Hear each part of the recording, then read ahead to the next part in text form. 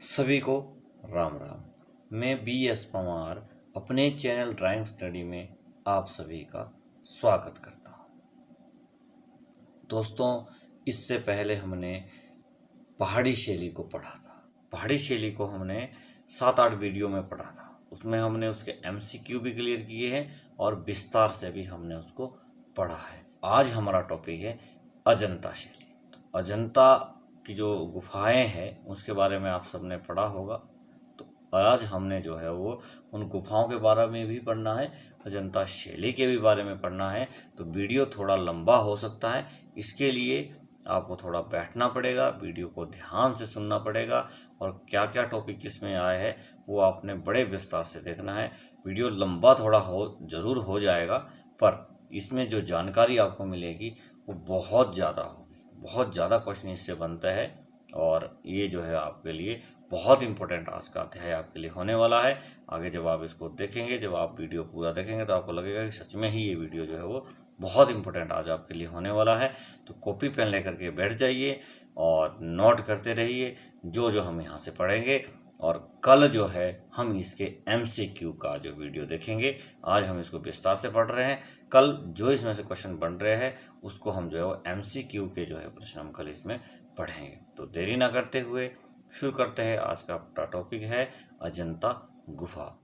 भारतीय कला इतिहास की स्वर्ण पृष्ठिका विश्व प्रसिद्ध अजंता की गुफा मंदिर महाराष्ट्र राज्य के औरंगाबाद जिले के केंद्र से 106 किलोमीटर पर अवस्थित है। अब इसमें से हमारे 2 क्वेश्चन तो बहुत सीधे सीधे बन रहे हैं कि अजंता जो गुफा है, ये अजंता की गुफाएं है, ये कहाँ पर स्थित है। तो कहाँ पर है, कौन से राज्य में है, महाराष्ट्र राज्य में स्थित है। अब महाराष्ट्र में भी कहाँ पर है, औरंगाबाद जिले में। और औरंगाबाद जिले से कितने दूरी पर है, 106 किलोमीटर दूरी पर है। ये तीनों प्रश्न लिख लो। अजंता कहाँ पर है, महाराष्ट्र में। कौन से जिले में, महाराष्ट्र के औरंगाबाद में। और औरंगाबाद में जो है ये कह रहा है कि औरंगाबाद जिले के केंद्र से 106 किलोमीटर की दूरी पर ये है। अब आगे आप, मैं जहाँ जहाँ आपको जोर लगा के पढ़ा रहा हूँ या निशान लगा रहा हूँ उसको साथ साथ नोट करते जाइए। MCQ का क्वेश्चन उसमें से जरूर बनेगा। ये जरूरी नहीं कि सारा ही पेपर इसी से आना है, पर इसमें से जरूर प्रश्न आते हैं। और चाहे 1 आए, 2 आए, 4 आए, पर अजंता से जो है प्रश्न जरूर 1-2 पूछा जाता है। ये गुफाएं मध्य रेलवे के जलगांव स्टेशन से 61 किलोमीटर की दूरी पर है। अजंता तीर्थ से 6.5 किलोमीटर पहले फरदपुर ग्राम है, जहां होकर ही दर्शकों को इन गुफा मंदिरों के दर्शन के लिए जाना पड़ता है। तो ये आपने यहाँ से इसकी दूरी आपकी आ गई। अगर आप औरंगाबाद से जा रहे हैं तो 106 किलोमीटर है, और अगर रेलवे स्टेशन से जा रहे हैं तो 61 किलोमीटर है। और जो अजंता तीर्थ से ये 6.5 किलोमीटर की दूरी फरदपुर ग्राम से होकर के जाती है। आगे हम इसमें पढ़ेंगे, विंध्य की पर्वतमाला के एक अर्धचंद्राकार 75 मीटर ऊंची पहाड़ी श्रृंखला में ये गुफाएं संख्या में 30 है। तो इनकी कितनी संख्या है, 30। और 29 भी आता है। ये मैं आपको आगे बताऊंगा कि 29 भी क्यों आता है और 29 भी सही है। यदि संख्या ऑप्शन में आपके पास 30 दी है तो आपने 30 लगानी है। यदि 30 नहीं दी है, 29 दी है और डिफरेंस दी है, बट 29 भी उसमें है, 30 नहीं है, तो 29 सही है। आप ये नहीं कह सकते कि 29 तो ये तो 30 गुफाएं थी जी और इसमें तो 29 ही है, इससे ऊपर वाली तो है, तो 29 भी सही है। और क्यों सही है ये मैं आगे आपको भी बता दूंगा। पास ही बाघोरा नदी क्रमशः 7 कुंडों से गिरती हुई पहाड़ों के पैरों में सांप सी लौटती हुई प्राकृतिक सौंदर्य को द्विगुणित कर रही है। चलो ये तो उसमें तो कोई ज़्यादा नहीं है। मेन इम्पोर्टेंट यह है कि इसमें कितनी गुफाएं हैं, 30 गुफाएं इसमें है। इन गुफाओं का निर्माण, यहाँ से आगे आपने याद कर रखना है, इन पे निशान लगाने हैं कि इन गुफाओं का किसने किसने निर्माण किया था। तो इन गुफाओं का निर्माण शुंग, सातवाहन, वाकाटक, चालुक्य, कुषाण और गुप्त आदि अनेक राजाओं के समय में इनका निर्माण हुआ है। और निर्माण समय क्या रहा है, 200 ईस्वी पूर्व से 700 ईस्वी पूर्व तक। अब यहाँ किन किन राजाओं ने इनको बनाया है, किन किन राजा शासन में ये बने हैं, ये चीज़ें आपने जो है ये सारे राजा आपने लिखने हैं। इन सब ने इनका निर्माण करवाया है यहाँ तक। और समय क्या था ये भी पूछा जाता है कि अजंता की गुफाओं के जो चित्र बने वो किस समय बने हैं। तो 200 ईस्वी पूर्व से 700 ईस्वी। ये सारी जो है ये भी लिख लो, इन राजाओं के नाम भी लिख लो, राजवंशों के नाम भी लिख लो और समय भी लिख लो कि किस समय इनका हुआ था। अब इनमें सबसे ज़्यादा काम किस समय हुआ है तो ये आप देख लीजिए। किंतु प्रधानता गुप्त काल में सर्वश्रेष्ठ कार्य हुआ। तो प्रधानता किस शासन काल में हुआ, गुप्त में। तो ये प्रश्न भी पूछा जाता है कि अजंता शैली में सबसे ज़्यादा काम किस राजवंश के समय में हुआ है, तो वह है गुप्त काल के समय। अभी मैं आपको बता रहा था कि इसमें 29 भी सही है। तो क्यों सही है ये आप यहाँ पे देख लीजिए। अजंता में कुल 30 गुफा है, ये अब मिली है 30, पहले कितनी थी 29। तो यदि कोई पुरानी बुक में से प्रश्न डाल देता है तो उसमें तो 30 होगी ही नहीं, क्योंकि 30 तो अब खोजी गई है। तो कितनी थी वहाँ पे 29, तो 29 भी सही है, क्योंकि उस बुक के आधार पर। अब हमें नहीं पता कौन इस पेपर को सेट करेगा, तो जो सेट करेंगे अगर उन्होंने कोई पुरानी बुक उठा ली तो उसमें तो 29 सही होगी। तो फिर आंसर की में भी 29 ही सही रहेगी, 30 तो सही नहीं रहेगी। तो आपके लिए यदि ऑप्शन में 30 नहीं है तो 29 भी सही है, क्योंकि पुरानी बुक पे जो है वो 29 ही होगा। 30 तो अब जाके खोजी गई है। और जो 30वीं गुफा है उसका नाम क्या दिया गया और वो कहाँ पर है वो आपने इसमें जरूर मेंशन करना है। यदि वो पेपर में ऐसा पूछा जाता है, नई बुक में से यदि कोई प्रश्न आता है तो जो 30वीं गुफा मिली है उसका क्या नाम है, क्या है, ये देखो। यहाँ से आगे हम पढ़ते हैं। पहले 29 गुफाओं की एक श्रृंखला थी, लेकिन कुछ वर्ष पूर्व एक और गुफा का पता चला है जिसका क्रम संख्या 15 रखी गई है। तो 30वीं गुफा का क्या नाम रखा गया है 15। ये हमें लिखना है कि 30वीं गुफा जो है अजंता की उसका क्या नाम है 15। 15 क्यों है, क्योंकि यह गुफा संख्या 14 व 15 के मध्य में अवस्थित है। 14 और 15 के बीच में मिली है। तो 15 तो पहले ही नाम दे दिया था किसी गुफा का, तो इसका नाम दे दिया 15 और ये हो गई 15। ठीक है, तो ये जो है वो इनके बीच में मिली है, इसलिए 15 जो है इसको नाम दिया गया है। आगे हम इसमें पढ़ेंगे कि इसमें कौन कौन सी कलाएं आई है। तो अजंता की गुफाओं में मूर्ति कला, चित्रकला और वास्तुकला का अपूर्व संयोग हुआ है।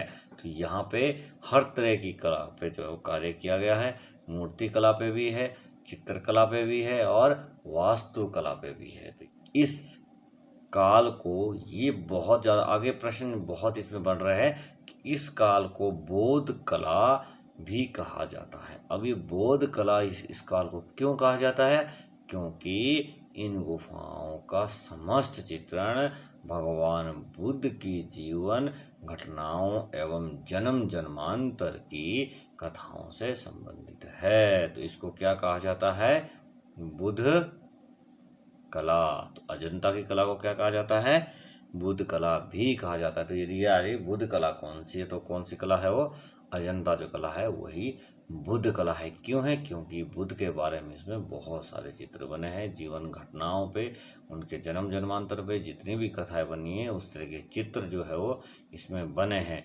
और इनको क्या कहते हैं, ये जो चित्र इसमें बने हैं इनको कहते हैं जिन्हें जातक कथाएं कहा जाता है। तो ये भी प्रश्न आता है कि अजंता में बुद्ध के कौन से चित्र बने हैं जिन्हें क्या कहा जाता है, जातक कथाएं। तो जातक कथाओं पे भी प्रश्न आता है, मुझे ध्यान है इस तरह का प्रश्न भी कमीशन में आया था। इससे आगे जो मैं आपको अभी नाम बताता हूँ और जो आपको ये तिथि बता रहा हूँ, जैसे 1819 है, 1822 है, 1824 है, आगे मैं इसमें बताऊँगा 1829, 1839। तो ये आपने डेटें लिख लेनी है, उन डेट के साथ किस आदमी ने क्या कार्य किया है वो भी आपने इसमें लिख लेना है। कब क्या कार्य हुआ है, किसने क्या कार्य किया है, ये सारा आपने लिख लेना है। आगे मैं आपको इसमें अभी बता रहा हूँ। अब हम इसमें पढ़ रहे हैं जेम्स फर्ग्यूसन ने 1819 में इन गुफाओं की यात्रा की। तो ये जो अंग्रेज थे जेम्स फर्ग्यूसन ने, इन्होंने कब इन गुफाओं की यात्रा की, 1819 में। ये बहुत ज़्यादा इम्पोर्टेंट तो नहीं बनते हैं प्रश्न, फिर भी यदि पूछे जाए तो हमने कमीशन की तैयारी करनी है तो हम कोई भी डाउट नहीं छोड़ सकते, किसी प्रश्न को हम स्किप नहीं कर सकते, छोड़ नहीं सकते, ताकि हमें बाद में पछताना ना पड़े कि ये हमने लिया होता तो इसका उत्तर हम दे सकते थे। तो जेम्स फर्ग्यूसन ने जो है 1819 में यहाँ की यात्रा की। ये एक एक चीज़ आप लिख लो। उसके बाद इन गुफाओं की सर्वप्रथम चर्चा विलियम एस्किर्न ने 1822 में बॉम्बे लिटरेरी सोसाइटी के विवरण में की थी। तो बॉम्बे लिटरेरी सोसाइटी में कब इनकी चर्चा हुई थी, 1822 में, और किसने की थी, विलियम एस्किर्न। ये आपने जो है वो नाम लिख लेने हैं, सन भी आपने लिख लेने हैं। अब 1824 में लेफ्टिनेंट जेम्स ई अलेक्जेंडर ने इन गुफाओं का चक्षुषा विवरण तैयार किया, मीन्स इनकी फोटोग्राफी तैयार की। कब की, 1824 में की थी। किसने की थी, लेफ्टिनेंट जेम्स ई अलेक्जेंडर ने। तो ये आपने लिख लेना है। अब जो इन्होंने कब तैयार की थी, 1824 में, ये डेट लिख लो। उसके बाद जो 1829 में लंदन के transactions of royal Asiatic society में प्रकाशित हुआ। तो कब ये चक्षुषा विवरण इसका तैयार किया था, 1824 में, और प्रदर्शित कब हुआ, 1829 में। और कहाँ पे हुआ, लंदन में। लंदन में कौन सी जगह पे हुआ, transactions of royal Asiatic society में ये प्रकाशित हुआ था। उसके बाद 1839 में लेफ्टिनेंट ब्लैक ने इसका विश्वसनीय वर्णन बॉम्बे कोरियर में प्रकाशित किया। तो प्रकाशित कब ये फोटो हुए थे, कब ये चित्रकारी हुई थी, 1839 में। अब हम आगे पढ़ते हैं। अजंता में 2 प्रकार की गुफाएं प्राप्त हुई है। तो कितने प्रकार की गुफाएं अजंता में प्राप्त हुई है, 2 प्रकार की। इसको अब भी नोट डाउन कर लो, ये बहुत इंपॉर्टेंट क्वेश्चन है। इसमें से इस पहरे में से कम आपके 2-3 प्रश्न बनने वाले हैं, 3-4 भी बन सकते हैं। आप पढ़िए, पहला आ गया 2 प्रकार की गुफाएं अजंता में। तो ये प्रश्न आता है कि अजंता में कितने प्रकार की गुफाएं हैं, तो 2 प्रकार की। अब कौन कौन सी है, पहली है चैत्य गुफाएं, दूसरी है बिहार गुफाएं। तो कौन सी गुफाएं हैं, कितने प्रकार की गुफाएं, 2, और कौन कौन सी है, चैत्य और बिहार में। बार बार जोर इसलिए दे रहा हूँ कि कमीशन में आ चुके हैं प्रश्न, तब मैं इस पर ज़्यादा संख्या जोर दे रहा हूँ। तो गुफाओं की संख्या क्या, कौन कौन सी है, 9, 10 और 26 है चैत्य गुफा। कौन सी है, चैत्य गुफा। एक्चुअल में इसमें हमारे को 6 गुफाओं में चित्र मिले हैं, तो 9, 10 और 26 कौन सी गुफा है, चैत्य गुफा है। शेष बिहार गुफाएं, शेष मीन्स गुफा संख्या 1, 2, 16 और 17। ये जो गुफाएं हैं ये हमारी है बिहार गुफाएं, और चैत्य गुफाएं हैं 9, 10 और 26। तो 26 में चित्र नहीं मिले हैं, चित्र मिले हैं 9 और 10 में ही है, इसमें 26 में चित्र नहीं है, पर है ये चैत्य गुफा। और शेष जो है वो बिहार गुफाएं हैं। मतलब 1, 2 और 16 और 17 जो है ये 4 गुफा जो है वो बिहार गुफाएं हैं। अब ये बिहार और चैत्य में क्या फ़र्क है भाई, ये क्या मतलब है, ये बिहार क्या होता है, चैत्य क्या होता है? तो चैत्य गुफाएं प्रार्थना की दृष्टि से, अब चैत्य क्या है, जहाँ पे आप चिंतन करते हैं, जहाँ पे आप भगवान को याद कर रहे हैं, जहाँ पे आप प्रार्थना कर रहे हैं, वो क्या है, चैत्य गुफाएं हैं। तो कौन कौन सी है वो? 9, 10 और 26। और बिहार गुफाएं रहने तथा अध्ययन करने की दृष्टि से बनाई गई। तो बिहार, तो आप समझते, बिहार करना मीन्स आनंद लेना। तो बिहार मीन्स आप जहाँ पे रह रहे हैं और जो आपने चिंतन किया है, जो आपने चैत्य गुफाओं में प्रार्थना की है, उसका आप यहाँ पे अध्ययन कर सकते थे। अजंता का चित्र वैभव अब मात्र 6 गुफाओं, गुफा संख्या 1, 2, 9, 10, 16 तथा 17 में ही विद्यमान है। बाकी गुफाओं में हमारे को अब चित्र नहीं मिले हैं। हो सकता है उस समय बने हो चित्र, पर अब जो है वो टूट चुके हैं, विध्वंस हो चुके हैं, उसमें खराबियाँ आ चुकी है। हमें जो चित्र मिले हैं वो कितनी गुफाओं में है? 6 गुफाओं में। प्रश्न आ सकता है कि अजंता की कितनी गुफाओं में चित्र मिले हैं? तो 6 गुफाओं में मिले हैं। और गुफा संख्या, ये भी प्रश्न आता है, गुफा संख्या ये दिए जाते हैं उसमें 2, 9, 1, 2, 9, 10, 16, 17, कुछ दिया जाएगा 1, 2, 3, 4, 5, 6, कुछ इस तरह, कुछ भी जैसे 11, 12 से लेकर के कंटिन्यू दे देंगे। तो आपने ध्यान रखना है 1, 2, 9, 10, 16, 17, ये आपने ध्यान रखना है। इन गुफाओं में ही इसमें चित्र मिले हैं। अब आगे हमने पढ़ना है कि गुफा संख्या 1 में कौन कौन से चित्र हैं, 2 में कौन कौन से चित्र हैं, 9 में, मतलब सारे हम ये सारा क्लियर करेंगे एक एक। इसलिए लंबी हो सकती है वीडियो, आधे घंटे की भी हो सकती है, 1 घंटे की भी हो सकती है।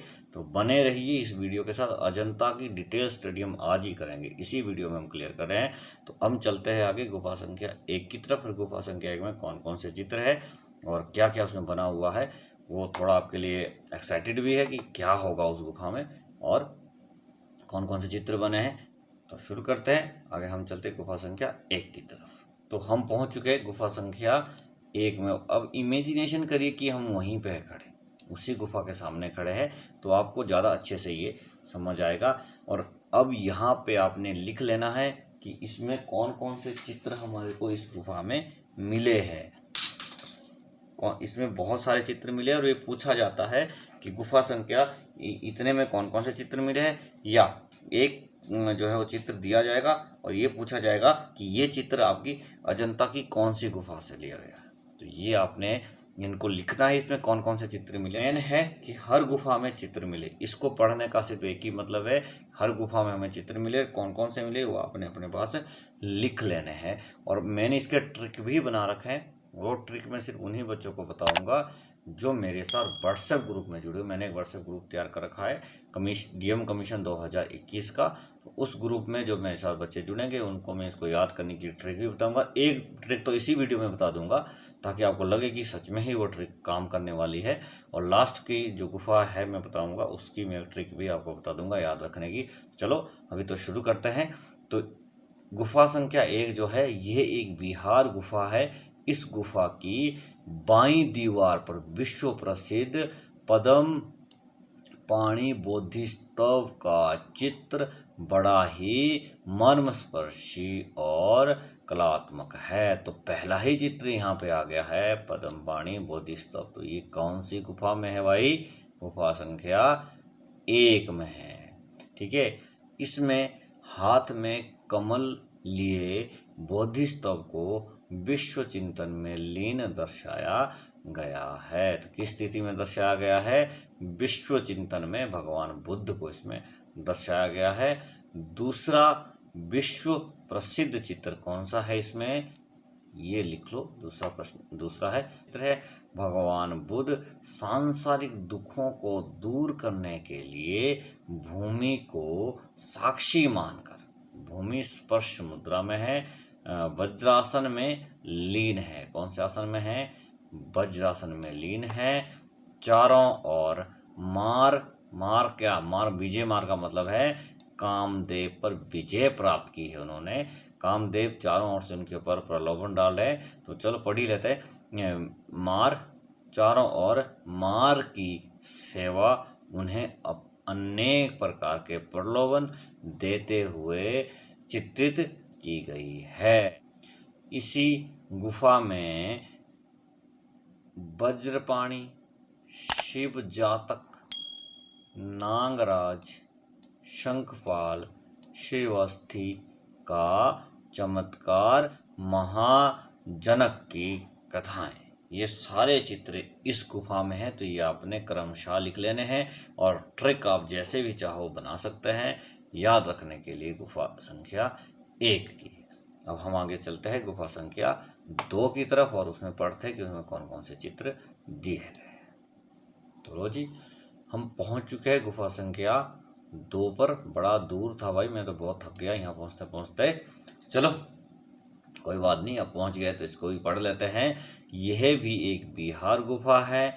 इस गुफा की बाईं भित्ति पर माया का स्वप्न, ये चित्र बहुत ज़्यादा पूछा जाता है। माया का स्वप्न कौन सी गुफा में है? तो गुफा संख्या 2 में है। त्रिस्थ स्वर्ग तथा बुद्ध जन्म का के चित्र है। ये जो माया का स्वप्न है, ये जो है वो बुद्ध जन्म का स्वप्न जो है वो चित्र, बुद्ध जन्म से संबंधित ये चित्र है। इस गुफा का दया याचना का चित्र सर्वोत्कृष्ट कहा गया है। तो कौन सा चित्र है? दया और याचना का चित्र जो है वो सर्वोत्कृष्ट कहा जाता है। चित्र में राजा तलवार लिए नर्तकी को सजा देने जा रहा है। नर्तकी उसके पैरों में पड़ी क्षमा की भीख मांग रही है।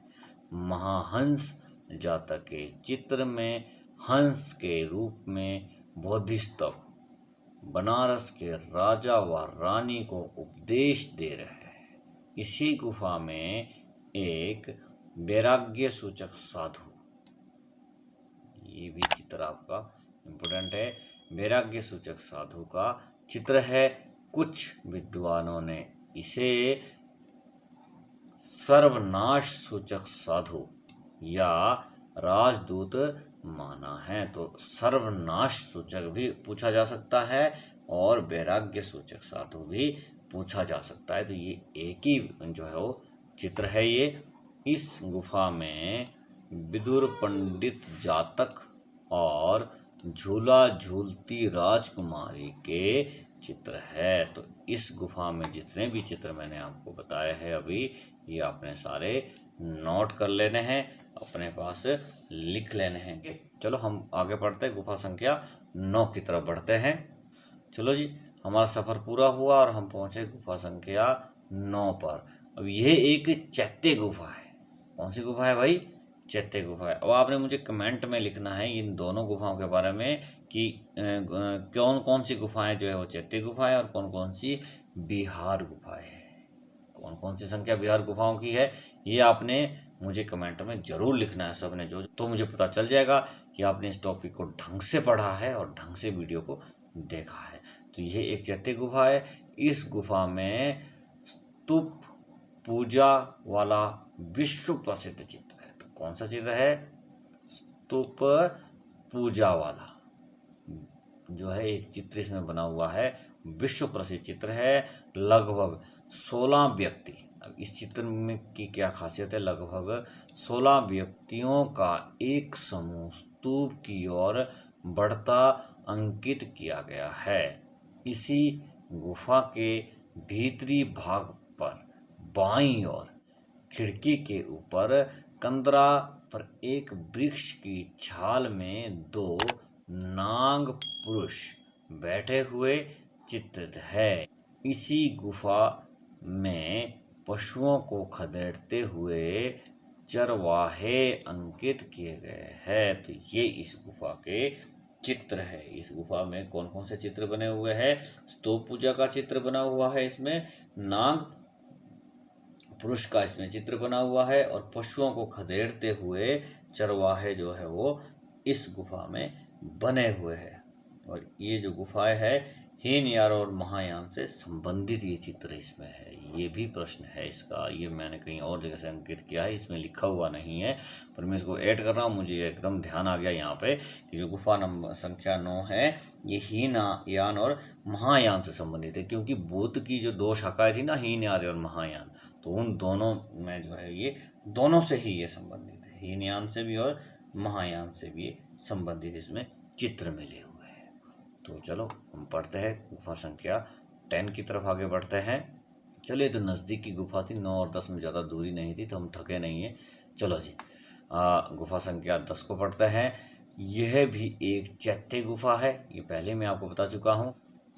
यह गुफा सातवाहन काल में निर्मित हुई है। तो ये आपने ध्यान देना है, कब निर्मित हुई है? सातवाहन काल में निर्मित हुई है। इस गुफा में छदंत की यह कहानी गुफा संख्या 17 में पुनः चित्रित है। मतलब छदंत जातक का जो चित्र है ये गुफा संख्या 17 में भी है और गुफा संख्या 10 में भी है। तो इनमें से ऑप्शन में फिर एक ही रहेगा, या तो 10 रहेगा या 17 रहेगा, दोनों नहीं रहेंगे, फिर ये कन्फ्यूजन वाला क्वेश्चन बन जाता है। तो इसमें से ऑप्शन में मैक्सिमम जो है या तो 17 रहेगा या फिर 10 रहेगा।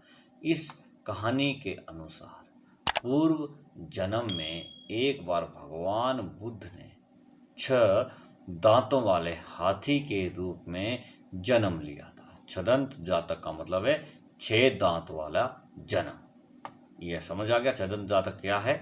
6 दांत वाला जन्म जो है, तो 6 दांत वाले हाथी के रूप में जन्म लिया था, इसलिए इसका नाम पड़ गया छदंत जातक। बाईं भित्ति पर बोधि वृक्ष व स्तूप की उपासना हेतु जाते राजा तथा उसका दल बना है। तो ये भी एक चित्र वहाँ बाईं भित्ति पे बना हुआ है, राजा और उसके दल को जाता हुआ दिखाया गया है। एक अन्य साम जातक भी लिखा गया है की कथा भी इस गुफा में चित्रित है। इसका कथानक श्रवण कुमार की कथा से मिलता है। तो इसका तो कथानक में कथा का जो संबंध है वो श्रवण कुमार आपने पढ़ा होगा रामायण में, जिनको राजा दशरथ जी ने धोखे से बाण मारा था, जानबूझ के नहीं मारा था। श्रवण कुमार की कहानी सबने पढ़ी है, वो माता पिता की सेवा के लिए बहुत प्रसिद्ध है श्रवण कुमार। तो श्रवण कुमार का जो इस कहानी से जिक्र किया गया है। इसी गुफा में बोधिस्तव का प्रसिद्ध चित्र भी अंकित है। बोधिस्तव का चित्र भाई ये गुफा संख्या 10 में अंकित है, तो ये आपने ध्यान रखना है। और ये इसमें से पूछा जाता है कि जो इसका दायां हाथ है वो किस चीज़ के लिए उठा है? कल्याण के लिए, और बायां हाथ जो है वो आशीर्वाद की मुद्रा में है। तो ये भी पूछा जाता है कि उसका दायां हाथ किस मुद्रा में या बायां हाथ किस मुद्रा में। ये प्रश्न कमीशन में आया है, इसको लिख लें, इसको जो है वो अच्छे से याद कर लें। तो ये हमारी थी गुफा संख्या 10। अब हमने 2 गुफाएं और बच गई है। वीडियो थोड़ा लंबा हो रहा है पर इंटरेस्टेड है क्योंकि ये पढ़ना पड़ेगा। अब इसमें बोर मत होइए, आप इसको लिखिए। अगर कमीशन निकालना है तो बैठना पड़ेगा, सिटिंग बनानी पड़ेगी, खूब बैठना पड़ेगा, खूब पढ़ना पड़ेगा और पूरा टॉपिक ढंग से याद करना पड़ेगा। तो चलो दौड़ते हैं, दौड़ लगाते हैं आगे। 10 तक तो हम पहुंच ही चुके थे, 2 गुफाएं और बच गई हमारी है। तो गुफा संख्या अगली कौन सी है भाई? मैं भी भूल गया हूँ, बताइए। शाबाश, चलो बता देते हैं। गुफा संख्या 16 हमारी अगली है। तो गुफा संख्या 16 की तरफ बढ़ते हैं। चलो जी, गुफा संख्या 10 से अब हम पहुंच चुके गुफा संख्या 16 में। यह एक बिहार गुफा है। इस गुफा के मध्य में बुद्ध की प्रलंबपात मुद्रा में मूर्ति बनी है।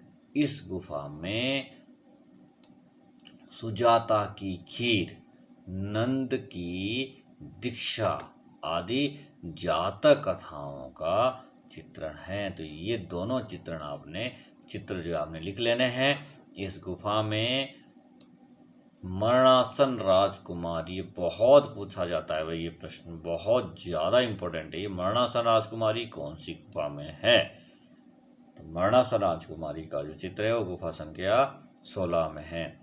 मरणासन राजकुमारी का प्रसिद्ध चित्र अंकित है। इसमें एक राजकुमारी एक तख्त पर अर्धलेटी अवस्था में चित्रित है।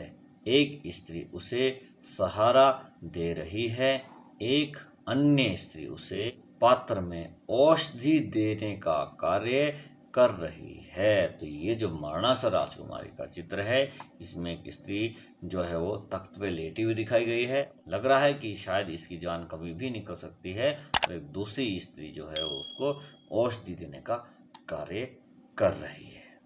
संपूर्ण चित्र का वातावरण करुणा की भावपूर्ण अभिव्यक्ति कर रहा है। इसी गुफा में बुद्ध के तुषित स्वर्ग में आदेश वाले चित्र में बुद्ध को तुषित स्वर्ग से अपने अंतिम जन्म हेतु अवतरित होते चित्रित किया गया है।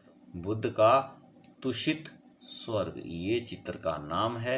ये भी तुषित स्वर्ग का चित्र भी पूछा जाता है। सबसे ज़्यादा इसमें इम्पोर्टेंट है सुजाता की खीर, नंद की दीक्षा और मरणासन राजकुमारी।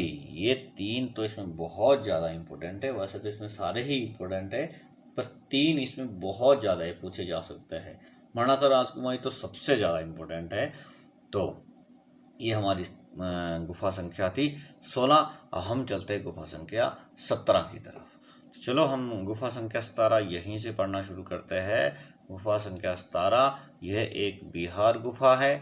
ये तो मैंने पहले ही आपको बता दिया है। इस गुफा का सर्वाधिक प्रसिद्ध चित्र राहुल समर्पण, ये बहुत पूछा जाता है। मरणासन राजकुमारी और राहुल समर्पण, ये तो बहुत पूछे जाते हैं भाई।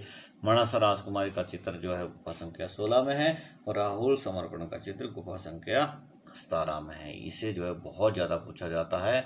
इसमें आगे हम इसमें पढ़ेंगे, भगवान बुद्ध के भिक्षा मांगने पर यशोदा अपने एकमात्र पुत्र राहुल को समर्पित करते हुए चित्रित है। तो राहुल समर्पण जो चित्र है वो उसमें दर्शाया गया है कि उसकी जो माँ है यशोधरा, वो अपने बेटे का समर्पण कर रही है। वो भगवान बुद्ध को भिक्षा के रूप में अपने बेटे को दे रही है।